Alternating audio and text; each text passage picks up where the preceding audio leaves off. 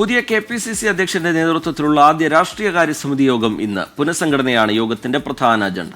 നിലമ്പൂർ ഉപതെരഞ്ഞെടുപ്പ് വിലയിരുത്തലും വിവാദ വിഷയങ്ങളും യോഗത്തിൽ ചർച്ചയാകും. സംസ്ഥാന നേതൃത്വവുമായി ഇടഞ്ഞു നിൽക്കുന്ന ഡോക്ടർ ശശി തരൂർ MP യോഗത്തിൽ പങ്കെടുക്കില്ല.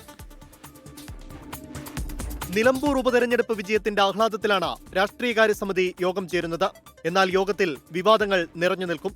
പുനഃസംഘടന സംബന്ധിച്ച നിർണായക തീരുമാനം സമിതിയിലുണ്ടാകും. തദ്ദേശ നിയമസഭാ തെരഞ്ഞെടുപ്പുകൾ അടുത്തു നിൽക്കുന്ന പശ്ചാത്തലത്തിൽ പൂർണ്ണ പുനഃസംഘടന ദോഷം ചെയ്യുമെന്നതാണ് ഒരു വിഭാഗം നേതാക്കളുടെ വിലയിരുത്തൽ.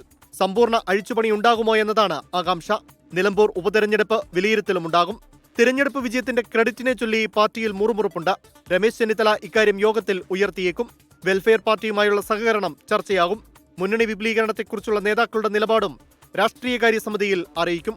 PV അൻവറിനെ മുന്നണിയിലെടുക്കണമെന്ന ആവശ്യം ഒരു വിഭാഗം നേതാക്കൾ ഉയർത്തും. കേരള കോൺഗ്രസ് മാണി വിഭാഗത്തെ തിരികെ എത്തിക്കാനുള്ള ശ്രമവും ചില നേതാക്കൾ നടത്തുന്നുണ്ട്. RJDയെ UDF-ൽ എത്തിക്കാനും ശ്രമമുണ്ട്. ഇക്കാര്യങ്ങളൊക്കെ ചർച്ചയാവുമെങ്കിലും അന്തിമ തീരുമാനമുണ്ടാവില്ല. ഡോക്ടർ ശശി തരൂർ MP ഉയർത്തുന്ന വെല്ലുവിളികളും ചർച്ചയാകും. നേതൃത്വവുമായി ഇടഞ്ഞു നിൽക്കുന്ന ഡോക്ടർ ശശി തരൂർ MP യോഗത്തിൽ പങ്കെടുക്കില്ല. തദ്ദേശ തെരഞ്ഞെടുപ്പിന്റെ ഒരുക്കങ്ങളും യോഗത്തിന്റെ അജണ്ടയാണ്. വാർഡ് ഡീലിമിറ്റേഷൻ സംബന്ധിച്ച കോൺഗ്രസിന്റെ തുടർ നിലപാടും യോഗത്തിൽ കൈക്കൊള്ളും. 24 തിരുവനന്തപുരം.